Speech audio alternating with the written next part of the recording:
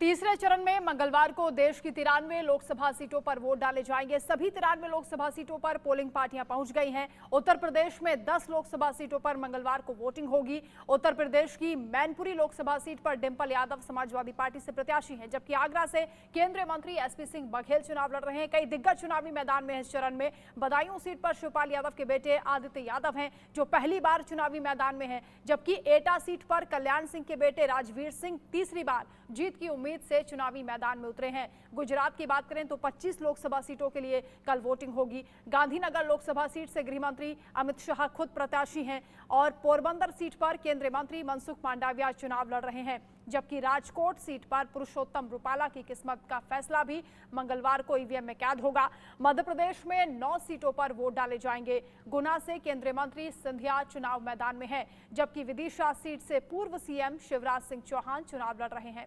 Rajgarh seat से कांग्रेस के दिग्गज नेता दिग्विजय सिंह चुनावी मैदान में हैं। बिहार में 5 और छत्तीसगढ़ में 7 लोकसभा सीटों के लिए कल वोटिंग होगी। महाराष्ट्र में 11 सीटों पर वोट डाले जाएंगे। बारामती सीट पर सुप्रिया सुले का मुकाबला अपनी भाभी सुनेत्रा पवार से है। पश्चिम बंगाल की बात करें तो बहरामपुर सीट से कांग्रेस नेता अधीर रंजन चौधरी की किस्मत का फैसला होगा और तीसरे चरण में कर्नाटक की धारवाड़ सीट से केंद्रीय मंत्री प्रहलाद जोशी की किस्मत का भी फैसला ईवीएम में कैद हो जाएगा।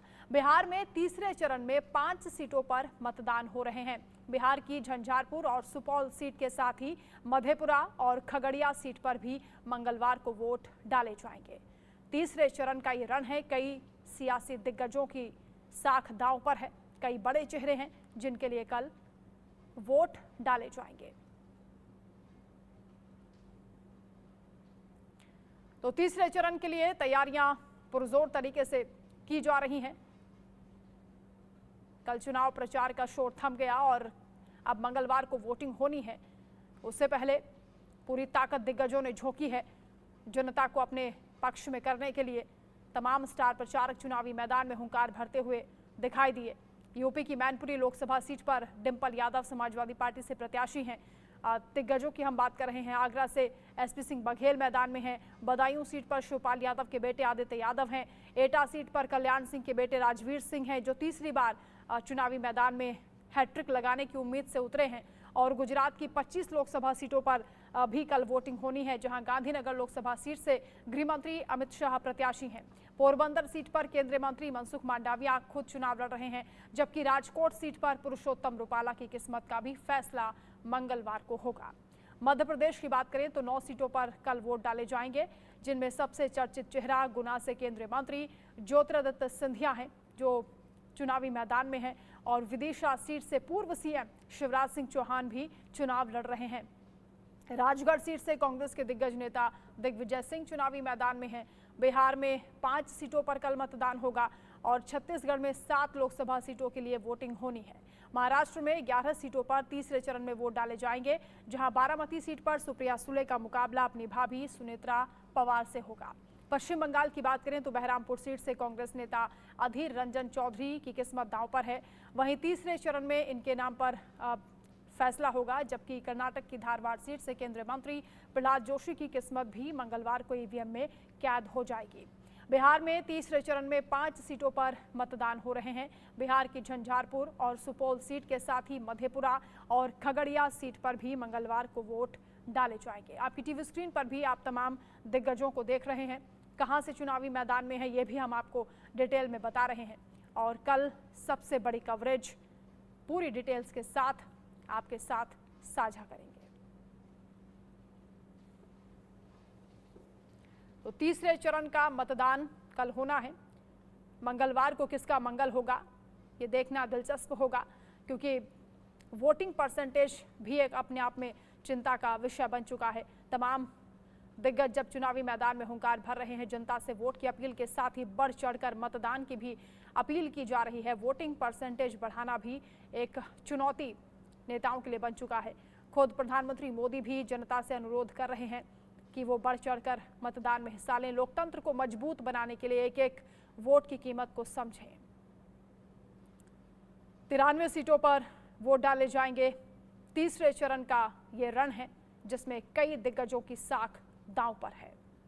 मध्य प्रदेश के भी कई चर्चित चेहरे हैं। ज्योतिरादित्य सिंधिया चुनावी मैदान में हैं। इसके अलावा शिवराज सिंह चौहान के लिए भी खूब माहौल भारतीय जनता पार्टी ने बनाया है। दिग्विजय सिंह की भी साख दांव पर लगी है। उत्तर प्रदेश की भी अहम सीटों पर कल मतदान होगा, जहां मैनपुरी से डिंपल यादव चुनावी मैदान में है। फिरोजाबाद से अक्षय यादव ताल ठोक रहे हैं। गुजरात की बात करें तो गांधीनगर से अमित शाह चुनावी मैदान में है। पोरबंदर से मनसुख मांडविया चुनाव लड़ रहे हैं। तो इन तमाम दिग्गजों के लिए धुआंधार प्रचार हुआ है।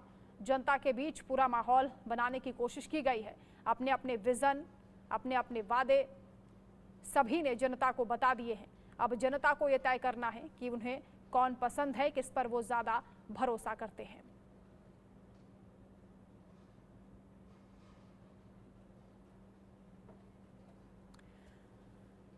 तो दिग्गजों की किस्मत का फैसला मंगलवार को होना है। तीसरे चरण के लिए कल वोटिंग होगी और सभी तैयारियां आयोग की ओर से भी पूरी कर ली गई हैं। प्रशासन भी अलर्ट पर है और पूरी ट्रांसपेरेंसी के साथ चुनाव संपन्न कराने की शांतिपूर्ण व्यवस्था की गई है। कई चर्चित चेहरे कल आपको पोलिंग बूथ पर भी नजर आएंगे, जो वोट कास्ट करने के लिए पहुंचेंगे और जनता को एक बार फिर से मैसेज दिया जाएगा, पहले मतदान फिर जलपान। दिग्गजों की किस्मत का फैसला मंगलवार को होगा। किसका मंगल होगा यह देखना दिलचस्प होगा, क्योंकि कल तीसरे चरण के लिए वोटिंग होनी है। उत्तर प्रदेश की भी 10 अहम सीटों पर कल वोट डाले जाएंगे। धुआंधार प्रचार प्रसार किया गया है। तीसरे चरण में मुलायम सिंह परिवार के 3 सदस्य चुनावी मैदान में हैं। खासतौर पर चर्चा समाजवादी पार्टी के राष्ट्रीय अध्यक्ष अखिलेश यादव की पत्नी डिंपल यादव के चुनाव पर की जा रही है।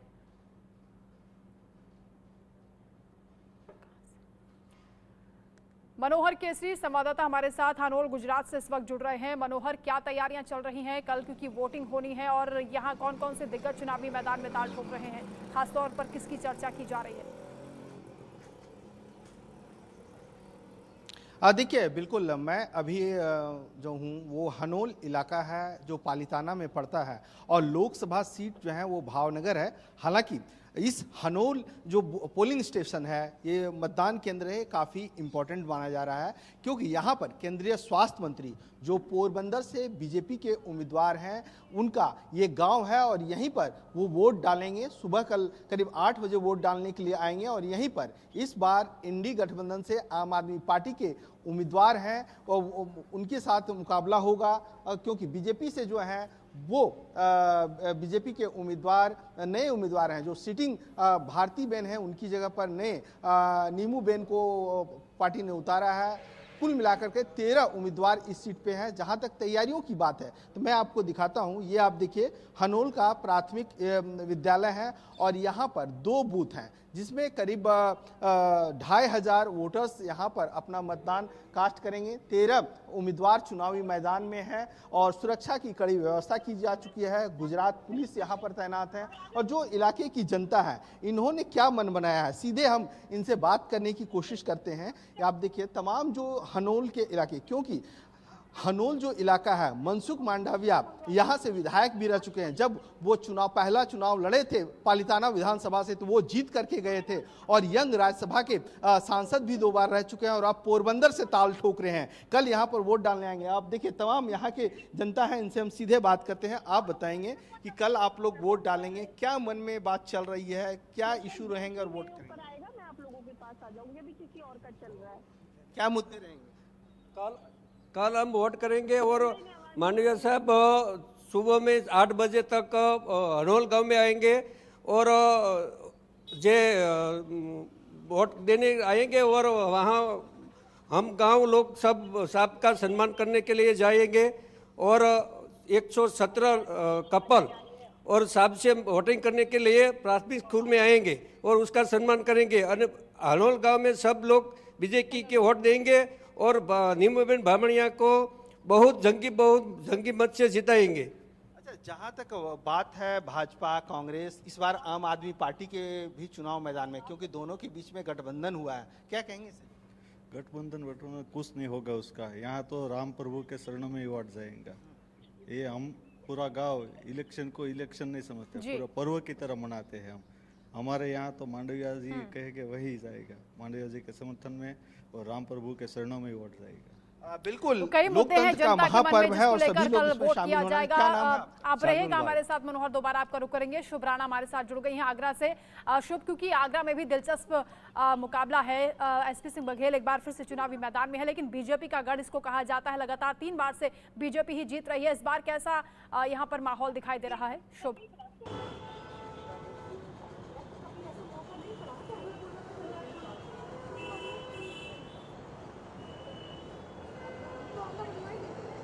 शुभ राणा आप सुन पा रही हैं?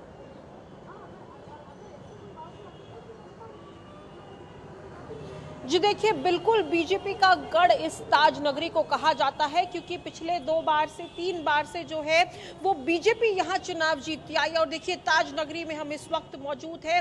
बीजेपी के कैंडिडेट इस बार एसपी बघेल फिर से दोहराई है बीजेपी ने। देखिए, और हमारे साथ कुछ लोग भी यहाँ के बातचीत करने के लिए मौजूद हैं, उनसे जानते हैं, क्योंकि देखिए कल लोकतंत्र का पर्व है और ये वोट करने जाएंगे। ये बताइए, क्या लग रहा है, किसकी लहर है? मोदी सरकार जीतेगी। मोदी जी हैं, मोदी जी 400 प्लस हैं इस बार। मोदी जी जीत पाएंगे। ये बताइए, यहाँ के कैंडिडेट तो बसपा से भी कैंडिडेट उतरे हुए हैं, क्या लगता है कुछ फर्क पड़ेगा? कोई फर्क नहीं पड़ेगा। कोई फर्क 1 लाख से ज्यादा लीड पे जीतेंगे राजकुमार चाहर जी देहात से और एसपी सिंह बघेल जी सिटी से। अच्छा, ये बताइए सर, क्या मुद्दे होंगे जब कल वोट करने जाएंगे, किन मुद्दों पर वोट हम करेंगे? आगरा से हैं, हमें तो आगरा के बस ओनली ये वो हाई कोर्ट की खंडपीठ चाहिए, आगरा में स्टेडियम चाहिए। बट आगरा की जनता और हम भी बीजेपी को सपोर्ट करते हैं और अपना हम यही सोचते हैं कि इस बार हमारे मुद्दे पूरे होंगे।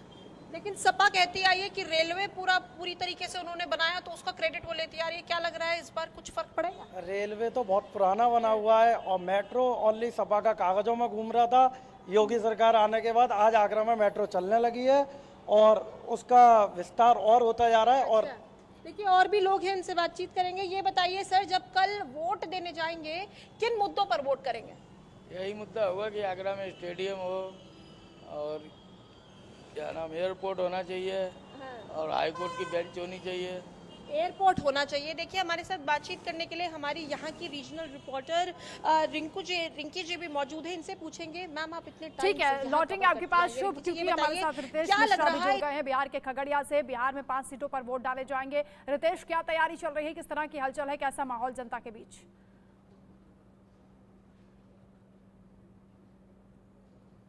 अब बिल्कुल देखिए कि माहौल जो है वो पूरी तरीके से बन चुका है। अब सभी लोगों को इंतजार है कि कल कब घर से निकले और वोटिंग की जो प्रक्रिया है शुरू की जाए। सबसे बड़ी बात है कि अगर हम प्रशासनिक तैयारी की बात करें तो बड़ी तादाद में केंद्रीय अर्धसैनिक जो हथियारबंद दस्ता है उसे डिप्लॉय कर दिया गया है। मतदान कर्मी सभी बूथों के लिए रवाना हो चुके हैं और ज्यादातर बूथों पर वो पहुंच चुके हैं। अब बात करते हैं कैंडिडेट्स की और लोकसभा क्षेत्र की, तो खगड़िया में मैं मौजूद हूं, यहाँ चुनाव होने वाले हैं। इसके अलावा झंझारपुर, मधेपुरा, सुपौल और अररिया में चुनाव होने वाले हैं। और ये जो 5 सीट हैं ये एनडीए का गढ़ माने जाते हैं, जिसमें अगर बात करें पार्टी वाइज तो 3 सीटों पर जेडीयू है, 1 सीट पर लोजपा रामविलास है और 1 सीट पर बीजेपी है। तो लड़ाई जो है वो काफी दिलचस्प हो चुकी है। और कुल अगर उम्मीदवारों की बात करें तो 55 से ज्यादा उम्मीदवार जो हैं वो चुनावी अखाड़े में हैं। लेकिन यहां भी अगर देखें, खास तौर पर खगड़िया की बात करें तो यहां पहले भी महबूब अली कैसर एलजेपी के ही वो उम्मीदवार थे, सांसद रह चुके हैं। लेकिन अंतिम समय में देखिए कि उनके संबंध खराब हुए चिराग पासवान से और फिर पार्टी ने उन्हें दोबारा कंटिन्यू नहीं किया। यहां पर राजेश वर्मा हैं, अभी राजनीति में नए नवेले हैं। उनके सामने अगर बात करें तो सीपीएम के उम्मीदवार हैं। मधेपुरा जो कभी गढ़ रहा करता था आरजेडी का, वहां से लगातार देखिए कि जेडीयू की जीत हो रही है। तो वहां भी जो मुकाबला देखा जा रहा है, आप नजर रखेगा। फिलहाल बहुत शुक्रिया रितेश आपका, मनोहर आपका भी शुक्रिया, शुभ राणा आपका भी शुक्रिया तमाम बातचीत के लिए, तमाम जानकारी के लिए। तो तीसरे रन के लिए तैयारियां जोर शोर से की जा रही हैं। कल वोटिंग होनी है। हर अपडेट सबसे पहले आप देखेंगे इंडिया